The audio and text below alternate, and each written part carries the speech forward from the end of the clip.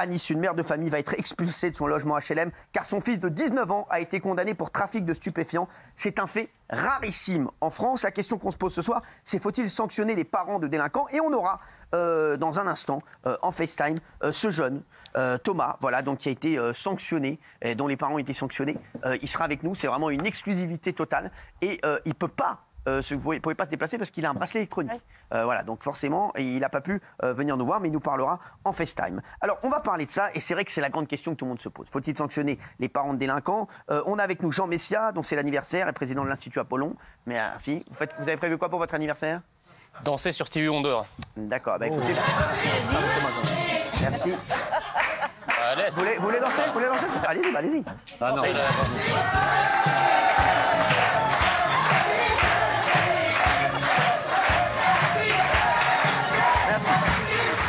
Merci Jean Messia.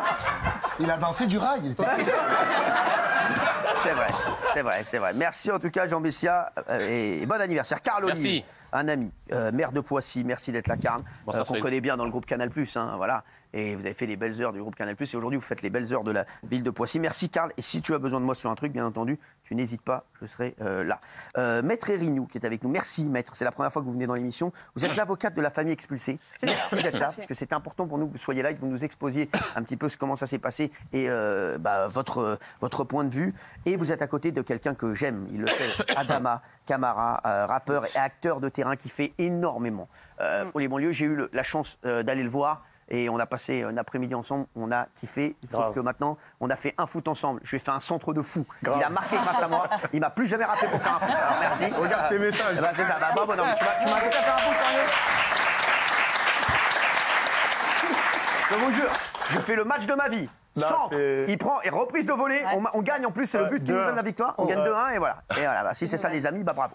Alors, on aura avec nous Thomas dans un instant, bien entendu. Mais pour le moment, faut-il sanctionner les parents de délinquants? C'est la question vraiment que tout le monde s'est posée ces derniers jours. Vous avez une pancarte. Carl Olive, vous pensez que oui, vous? Moi, je pense qu'avant la sanction, il y a la prévention. Avant la prévention, il y a la règle. Et la règle, il faut qu'elle soit connue par l'ensemble. C'est comme dans le sport, Cyril. Lorsque vous êtes dans le jeu, vous êtes dans le jeu, il n'y a pas de problème. Quand vous êtes hors du jeu, au football, il y a une sanction. Mais sanctionner les parents... C'est pas plus les parents de délinquants que l'ensemble des parents. Maintenant, lorsque l'éducation, elle démarre pas seulement à l'école, elle démarre aussi à l'endroit des parents. On a tous été éduqués de la même manière. Ouais. Et si on a 1% dans les quartiers populaires, comme c'est généralement le cas, qui viennent polluer 99% de l'ensemble de la population, à un moment donné, il y a un déséquilibre. Donc il n'y a pas de réciprocité. Cette mère de famille qui va être expulsée de son logement HLM parce que son fils de 19 ans a été condamné pour trafic de stupéfiants, vous cautionnez. C'est sur ça en fait. Je veux qu'on soit sur ce cas précis. Non. Je ne cautionne pas forcément. Je dis simplement qu'avant cela, il y a des discussions à avoir avec la famille. C'est-à-dire, en amont, il y a de la prévention. Il y a du travail de terrain qui peut être fait avec les associations spécialisées, comme de la prévention que M. Camara peut évidemment faire. Et vous savez, la fois dernière, quand je suis venu chez vous, c'était pour ce sujet sur la suspension ou la suppression des aides non obligatoires. Ouais. Je suis allé voir à leur demande les associations de mamans isolées dans nos quartiers populaires. Elles venaient à me dire exactement la même chose, simplement aidez-nous en amont, notamment avec les préventions spécialisées, notamment par exemple avec des tiges, des travaux d'intérêt général. Et à Poissy, on est capable de donner à la clé de l'emploi. On est toujours dans un contrat gagnant-gagnant. Mais lorsque la règle n'est pas respectée, on est en dehors du jeu. Alors on va avoir... je voudrais qu'on ait l'avis de Maître Erignou. Vous êtes l'avocate de la famille expulsée. Est-ce que vous pouvez nous expliquer la décision du tribunal? La décision du tribunal, elle est un peu particulière. Hein. Je veux dire, moi... C'est la première fois qu'il y a une décision comme ça. C'est la première fois qu'il y a une décision comme ça, qui est portée comme ça dans la presse et qui donc on rappelle pour ceux qui nous rejoignent. Voilà. Après, des décisions comme ça, peut-être qu'il y en a d'autres. Hein, en ce qui me concerne, moi, c'est la première que je vois. Comme ça, c'est la première fois qu'on le voit. Tout à fait. Donc, voilà. En 30 ans d'exercice, c'est la première que je vois. Voilà. Maintenant, elle est basée sur la jouissance paisible du lieu loué. Donc, en fait, le locataire doit, de par son bail, jouir paisiblement de son appartement. En l'occurrence, c'est un logement social. Hein. Donc, et si effectivement il y a des gens qui troublent cette jouissance dans le cadre Voilà. Non, mais c'est la réalité, hein. Enfin, c'est la loi. Dans le cadre, effectivement, du bail, il peut y avoir... Non, mais c'est la vérité. Je partage totalement votre avis. Ouais. Donc voilà, ça peut effectivement conduire à des problèmes, des mises en demeure par effectivement le bailleur. Donc en l'occurrence, c'est Côte d'Azur Habitat à Nice. Hein. Et effectivement, au pire des cas, il peut y avoir après des actions en résiliation. La décision, elle est irrévocable. Ah, moi, on en a interjeté appel, bien évidemment. D'accord, mais c'est. Alors, justement, quand vous faites appel, est-ce qu'ils doivent être expulsés tout de suite ou bien on attend la décision de l'appel ? Non, alors comme c'est une exécution provisoire, il faut faire une suspension de l'exécution devant le premier président de la Cour d'appel. Pour tout vous dire, moi j'ai fait appel la semaine dernière parce que cette décision a été prononcée fin juillet et elle a été signifiée le 9 août. Maître, s'il trouve un totem d'immunité, est-ce qu'il... Justement, on aimerait bien qu'ils trouvent quelque chose d'autre ou qu'on puisse peut-être leur proposer quelque chose d'autre. Alors, on rappelle, voilà. Ce jeune de 19 ans qui a été condamné pour trafic de stupéfiants et dont la mère va être expulsée de son logement HLM, est-ce que vous comprenez ça, Gilles Verdez, vous ne comprenez pas ? Pas du tout. En France, on est responsable que de ses propres actes. Et là, on va expulser une famille condamnée à travers son fils, une mère. Il y a beaucoup de réactions. Mais bien sûr, mais en fait, et Carloli, je suis très étonné de votre mollesse sur le sujet, vous êtes hors la loi pour un maire, puisque normalement, c'est impossible de condamner la mère. On n'a pas le droit. Qu'est-ce qui se passe en réalité ? Le bailleur social, il va aller fouiller, le bailleur social va fouiller dans le passé judiciaire maintenant des familles qui habitent des HLM. Et le bailleur, il va décider grâce à ça, si c'est maintenu, tiens, cette famille, elle m'ennuie, elle ne paye pas, je la vire. Donc franchement, Cyril, c'est scandaleux. C'est scandaleux parce que c'est une intrusion dans la vie des gens. Alors, ceux qui disent oui, je voudrais des oui. C'est oui. Valérie Bénet. Alors, Jean-Michel. Oui, moi je pense que oui, mais ça ne doit pas être systématique, ça doit être une étude au cas par cas. Mais je ne parle pas en plus c'est un enfant majeur, mais je parle surtout sur les enfants mineurs. Quand les parents savent sciemment que leur enfant passe toutes ses soirées jusqu'à minuit, 1h du matin, dehors, devant l'immeuble, etc., ou devant la maison comme ça, sachant que c'est le lieu où on peut faire des conneries la nuit, etc., ils le savent, ils le laissent faire, et à ce moment-là, il faut être sanctionné. Mon fils, qui n'est pas un bad boy, il a fait des conneries un moment, un soir, il était bourré, voilà, quand il était étudiant, il a fait des conneries, c'est vers moi qu'on s'est retourné, et j'en ai payé les conséquences. Il y avait des frais, j'ai payé des pneus crevés, j'ai payé 4 pneus. Il a crevé 4 pneus de voiture. Complètement débile, c'est moi qui ai payé. C'est pas sympa, c'est la voiture de Delormeau. Voilà. Oui, c'est ça, mais on parle pas de on va passer à la dernière partie de l'émission, s'il vous plaît. Merci. Ah oui. Allez-y, monsieur. Mathieu, allez-y. Là, ce qui m'agace, pardon, Jean-Mi, c'est qu'on se parle entre petits bourgeois, de quelqu'un qui a fait quelque chose. La réalité, c'est quoi ? C'est que c'est certainement une pauvre dame qui est dans une cité, qui est peut-être femme de ménage, qui a du mal à joindre les deux bouts. Elle peut pas en plus s'occuper de son gamin. Elle n'est pas tout le temps derrière lui. C'est difficile. C'est une vie très compliquée. Donc oui, effectivement, elle peut pas être responsable de ce gamin qui est en perdition, qui est un échec scolaire. Elle a pas d'argent. Enfin, voilà, c'est ça la réalité. Oui. C'est ça la réalité. Voilà. Si elle pouvait.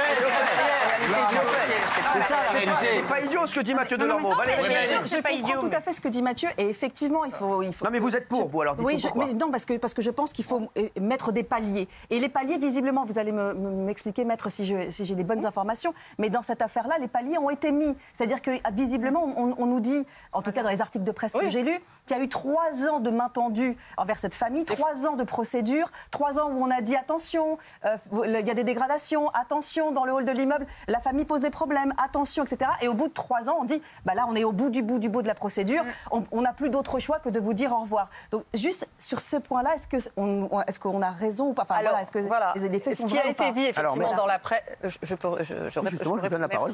Merci. Ce qui a été dit effectivement dans la presse, il y a du vrai et il y a du faux. Alors déjà, on s'est trompé de quartier. C'est pas du tout le quartier qui était mentionné au départ, donc il a fallu faire un correctif.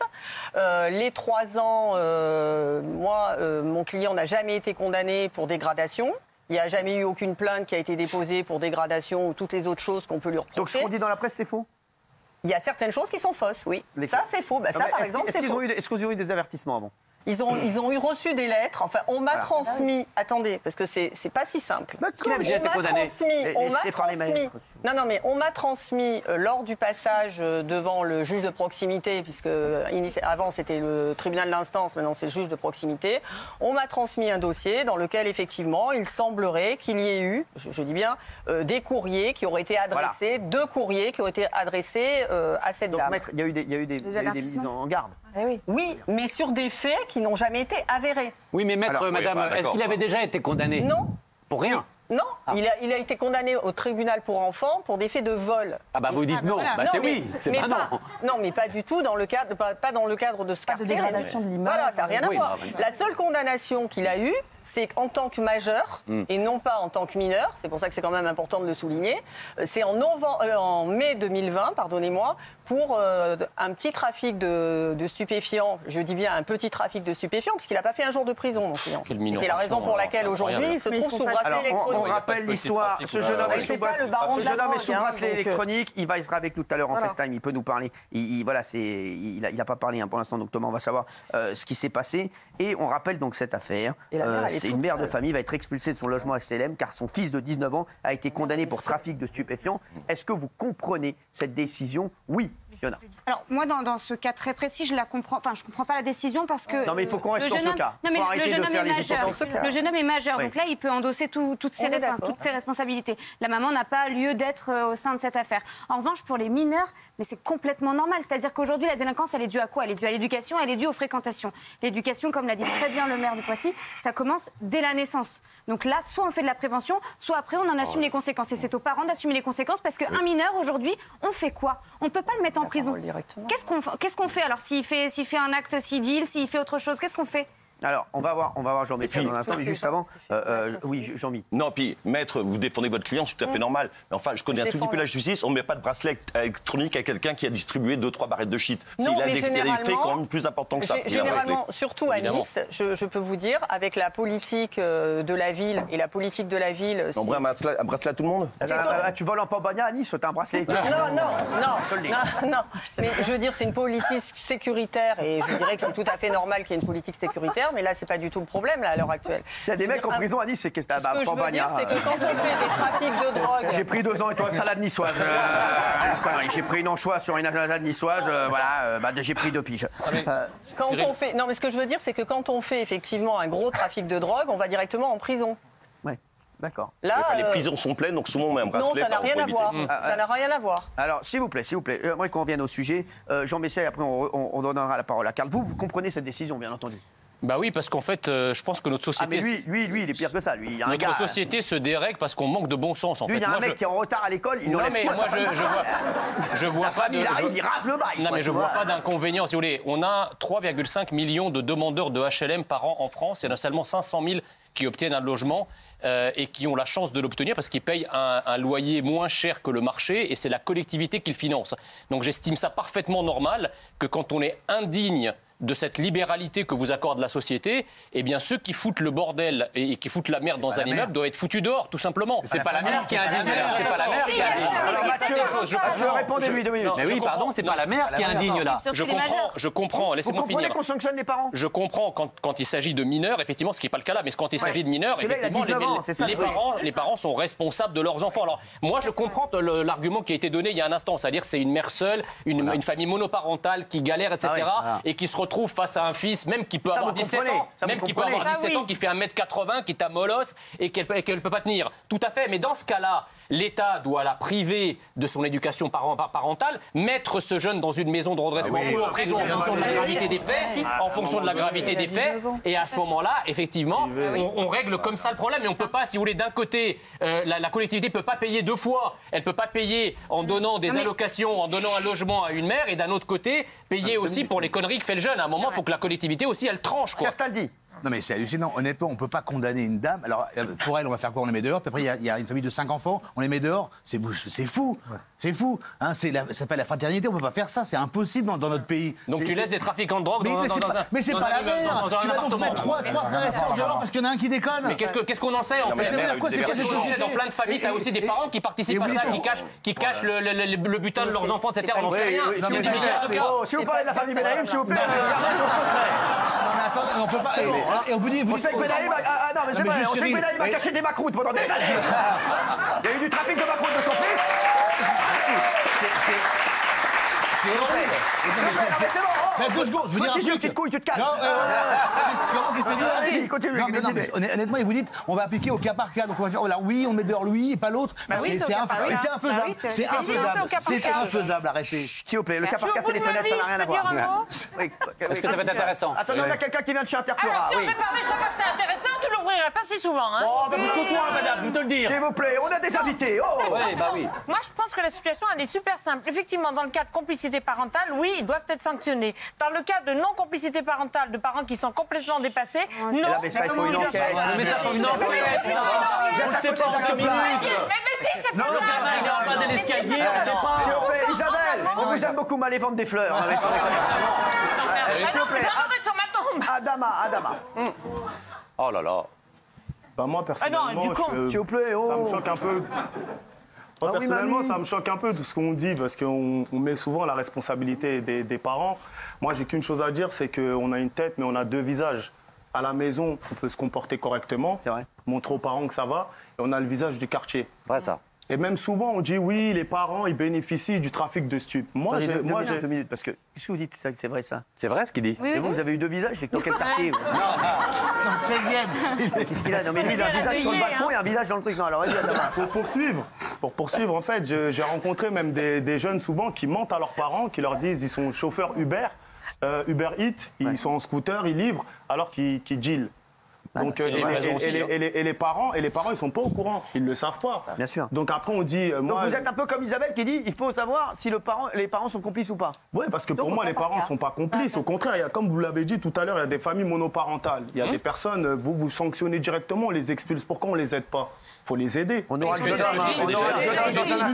que j'ai dit. Parce qu'il y a énormément de mamans qui se retrouvent seules, qui ont besoin d'aide. Est-ce que vous avez pensé qu'on donne, c'est d'expulser, de jeter. Et Jean, 2 minutes. Pour moi, ça. Est-ce que vous pensez aussi aux voisins? Parce que vous avez le voisinage aussi, enfin, la loi on n'est pas protéger aussi ceux. Voilà. Non mais le voisinage aussi, normalement, en fait, quand on a un problème, on vit en démocratie, on est ensemble. Normalement, on peut s'entraider. En démocratie avec un dealer, c'est une aide déjà. Oui, c'est une aide. Je vous donne J'aimerais qu'on parle de ce cas précis, vraiment, voilà, parce que c'est ce qui intéresse les téléspectateurs. Et dites-nous. C'est aussi un cas qu'on rencontre, évidemment, je ne vais pas dire au quotidien, mais pas loin. Enquête ou pas sur les parents? Ou bien est-ce qu'il faut faire une enquête? Parce que là, on parle de complicité des parents ou pas? D'abord, Cyril, on est un pays des droits de l'homme, virgule, et aussi des devoirs. Donc on a des droits pour tout le monde, il y a aussi des devoirs en face. Parce que toutes celles et ceux qui nous écoutent ce soir, je pense qu'il y a une immense majorité qui va comprendre ce qui se passe là. C'est-à-dire que j'ai appelé des bailleurs, j'ai appelé des collègues maires, j'ai appelé des préfets qui me disent il y a longtemps qu'on n'a pas eu ce type de fermeté. Et je pense que c'est un message qui est envoyé. Une fois qu'on a dit ça, je pense que la maman... c'est de mettre une famille dehors. Non, Adama, je pense que la maman, si effectivement elle n'a pas de responsabilité par rapport à cela, alors elle peut très bien avoir un dialogue avec le bailleur, et je crois que c'est ce qui ça a été fait, pour qu'elle puisse être relogée, peut-être dans un autre quartier. Quand on fait cette expérience-là, on s'aperçoit, petit à petit, il y a un peu moins de deals dans ce qui s'est passé, en tout cas sur les incivilités qui ont été faites dans le quartier. Oui, Adamo. Ce que dit Jean Messia tout à l'heure, c'est hallucinant. La maman n'a pas été condamnée. Elle n'a pas été condamnée, elle. Donc là, Jean Messia, vous soupçonnez-vous qu'elle puisse être complice? Mais elle ne l'est pas. On est dans un pays de droit. Elle a été avertie. Elle n'a pas été condamnée en justice. Non, mais Cyril, ça n'a rien à voir. Un avertissement, ça n'a rien à voir. Elle n'a pas été condamnée, Jean Messia. Et là, vous jetez aux orties, vous virez une mère qui n'a pas été condamnée. Cette mère, elle est innocente, débordée par son fils. Ça ne sait rien du tout. Jean Messia. Non, mais moi je dis, alors vous avez raison sur le fond, mais en même temps, ce jeune vit chez sa mère. Alors, on ne peut pas expulser le jeune et pas la mère. Enfin, excusez-moi. Non, mais là, Cyril, juste pour rebondir là-dessus, elle a été avertie. J'ai effectivement des courriers qui ont été envoyés, qui n'ont pas été envoyés en recommandé avec accusé-réception. Elle les a reçus. On sait que dans les cas... Ah oui, mais je suis désolée. Elle les a reçus.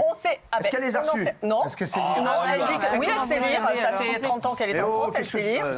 Et en plus, dans ces quartiers-là, ce qu'il faut savoir, c'est qu'il y a des gros problèmes de distribution de quartiers. Donc si c'est... Avec, je suis désolée, c'est pas en lettres recommandées. Ah bah ça, à cause de la délinquance, on pique le courrier.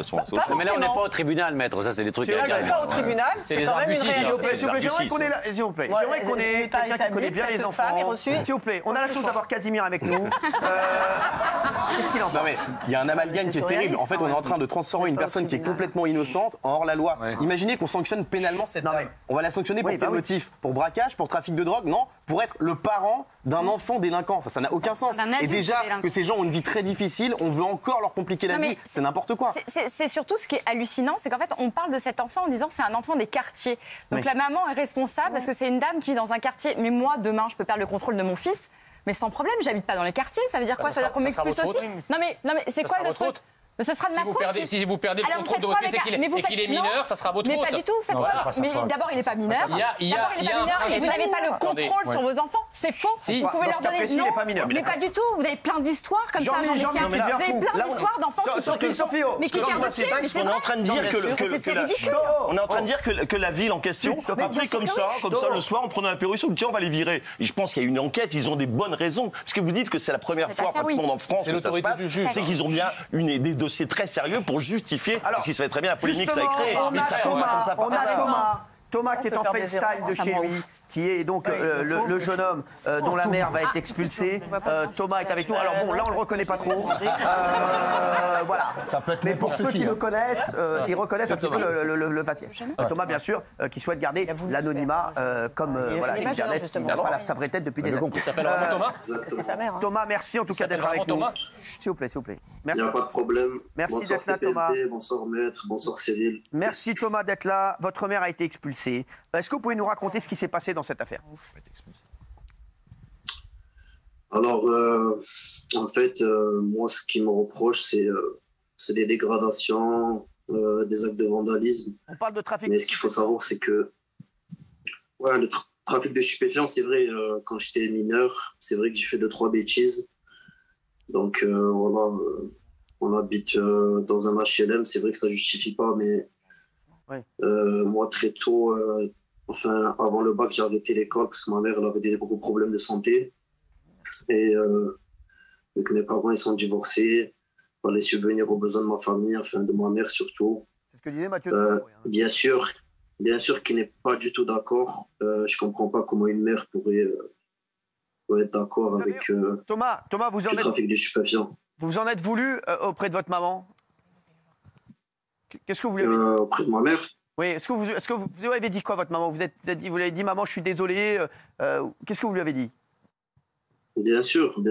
Je suis terriblement désolé. Je ne pensais pas que quelques bêtises, des bêtises quand même, c'est vrai, c'est du trafic, mais on ne parle pas d'une gosse.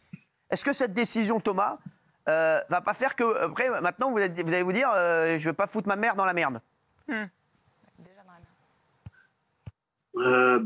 Bien sûr. Après, moi, franchement, je ne sais pas quoi y penser. Je trouve que c'est scandaleux. Moi, je trouve que j'ai été puni par rapport à le trafic que j'ai commis. Je suis sous bracelet électronique. J'ai pris 20 mois, dont 10 de sursis et 10 en aménagement avec le bracelet électronique. Donc, je ne vois pas pourquoi ma mère devrait assumer de mes actes. Surtout que moi, je les ai déjà assumés. Je suis en train de les payer. Donc maintenant, on ne sait pas comment on va faire. On va sûrement être expulsé. Franchement, je trouve que c'est... Oui, Thomas, est-ce que si vous saviez que votre mère aurait pu être expulsée, allait être expulsée, est-ce que vous auriez continué à dealer ou à faire des dégradations? Dites la vérité. Bien sûr que non. Mais voilà. Bien sûr que non.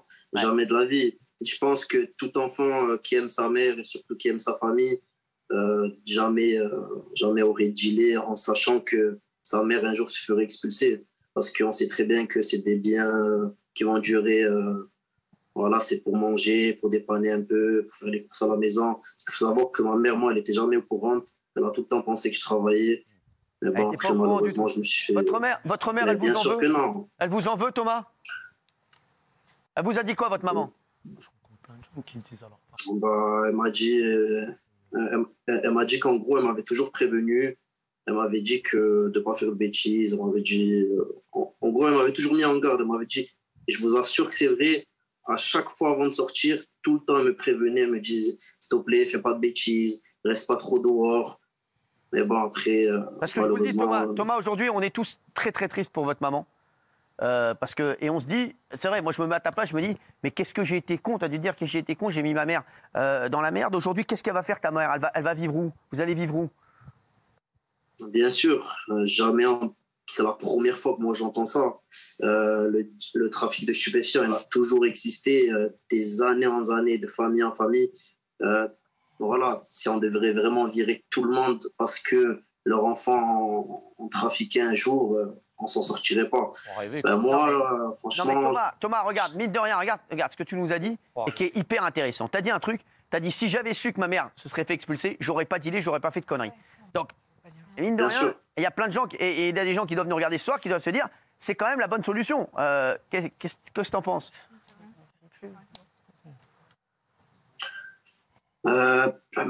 Moi, je trouve que c'est pas normal qu'une mère assume les actes de son fils, surtout qu'elle n'était pas au courant. Ma mère, elle n'est pas complice de mes actes. Si je fais des actes, c'est moi-même. Et regardez, j'en paye le prix aujourd'hui.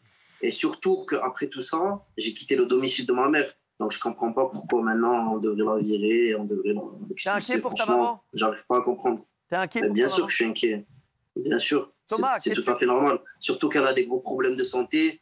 Comment on va faire? On va vivre où? Maintenant, est-ce qu'ils vont nous reloger? Enfin, surtout, est-ce qu'ils vont reloger ma mère? Parce que moi, encore, je peux me débrouiller. Je suis jeune, je peux travailler. Maintenant, je travaille. Je suis dans le bâtiment. Je vais bientôt me marier. Thomas, ça t'a donné une leçon? T'as plus envie de faire de conneries, là? Ou t'as envie de travailler, d'aider ta maman, tout ça, voilà. Bien sûr. Parce que moi, je trouve pas que... Voilà, on peut pas dire oui, maintenant, pour me venger, je vais redire. Bien sûr que non. Voilà, maintenant j'ai mûri, j'ai grandi, jamais de la vie, je vais recommencer ça. Je suis assez grand et je pense que j'ai fait assez de problèmes comme ça, à moi et surtout à ma mère. Surtout que, voilà, elle n'a rien demandé, donc moi encore que je paye, c'est tout à fait normal. On espère, Thomas, on espère vraiment que ça va s'arranger pour ta maman, parce que si elle n'était pas au courant, ça nous fait beaucoup de peine pour ta maman si elle n'était pas au courant, vraiment. Et merci d'avoir été avec nous quand même ce soir. Merci de ton témoignage. Il n'y a aucun problème. On espère que ça va s'arranger vraiment pour ta maman. Je suis bienvenu avec plaisir, mais voilà, ça nous fait de la peine parce qu'on se dit elle va se retrouver à la maison. Salut Thomas. Elle va se retrouver à la rue et vous avez vu, sa mère, elle n'était pas du tout au courant. Donc c'est vrai que ça pose la vraie question. Je suis pas sûr qu'elle se retrouve à la rue. Je peux pas imaginer que le bailleur social ne se mette pas en lien direct. Si et seulement si, évidemment, il n'y a pas de précédent sur le sujet en tant que la maman et on n'a pas de raison de ne pas le penser. En tout cas, moi, si ça m'arrivait dans ma collectivité, je prendrais attache évidemment avec le préfet, le procureur et le bailleur social pour trouver une solution pour la maman. Mais encore une fois, réciprocité entre les droits et les devoirs. À un moment donné, il faut aussi prendre ses responsabilités. Et ce jeune vient de le rappeler. Alors oui, Jean-Michel. Vous avez été convaincu par le jeune là? Non, parce qu'en fait, je comprends pas. C'est l'armoiement. En fait, ce jeune, il a été condamné. Quoi. Je comprends pas que les gens qui sont ici, qui à chaque fois, qui se font systématiquement, comme Gilles Verdès, qui se font systématiquement les turiféraires et les parangons de l'état de droit. Là, c'est l'état de droit qui vient de décider de ça. D'accord? Alors vous pouvez dans l'état de droit contester. Et vous pouvez faire un recours gracieux, faire un recours devant les tribunaux, mais en l'occurrence, si effectivement le juge a été amené à prendre cette décision, et je rejoins ce qui a été dit tout à l'heure, c'est qu'il y a un faisceau d'éléments. Ce type n'est pas une victime. C'est un coup sa mère. Et Jean Messia, il y a 72 procédures qui sont en cours. 72 familles dans lesquelles la maman va être virée à cause des bêtises d'un enfant majeur. Ça, c'est le début d'un engrenage terrible. Arrêtez ça. Cette mère, elle n'a rien fait. Laissez-la tranquille chez elle. Les quartiers n'ont pas à devenir le lieu du trafic de drogue et du deal, bon sang. À un moment, il faut que la France et l'État français interviennent de manière ferme. Faites quelque chose, Messia. Faites quelque chose. Vous êtes dans le 16e. C'est facile. Je suis pas au gouvernement. Bien sûr, voilà. Si vous êtes au gouvernement, vous allez proposer quoi? Pardon? Vous aider dans les quartiers. De généraliser ça, justement. Généraliser ça. Vous croyez quoi? Il l'a dit lui-même, ça fait de génération en génération qui font du deal dans les cités. C'est quoi la solution? C'est à chaque fois qu'on attrape un mec, on la revoit. Il nous reste 40 secondes. Carl Olive, très vite, Carl. Il n'y a pas besoin de faire 50 000 expulsions pour faire baisser la délinquance. Chez moi, c'est moins 30%. Mais on connaît tous les règles et on est sans état d'âme. Sur tout le magasin? Merci. On va voir ce que pensent les téléspectateurs. Merci. 69% oui, 30% non. Vous avez vu, maître? Merci, au revoir. C'est concernant. C'est fou. Il a beaucoup de famille, Jean Messia. C'est concernant. Oui, Jean Messia, merci, maître, d'avoir été là. C'est vraiment Je sais que vous êtes triste de ce sondage-là. Ouais. Voilà. Parce qu'on ne pense même pas à la mère, on ne sait même pas de quoi, comment elle va vivre, on ne sait même pas. Voilà, c'est moi, il y a une chose que je retiens, c'est que le jeune, il a dit, moi, j'assume ce que j'ai fait, ma mère n'a rien à voir, n'est pas au courant, comme la plupart des familles. C'est ça qui était important. Sont pas au courant. Il assume, il a été pris, c'est tout. Merci à tous.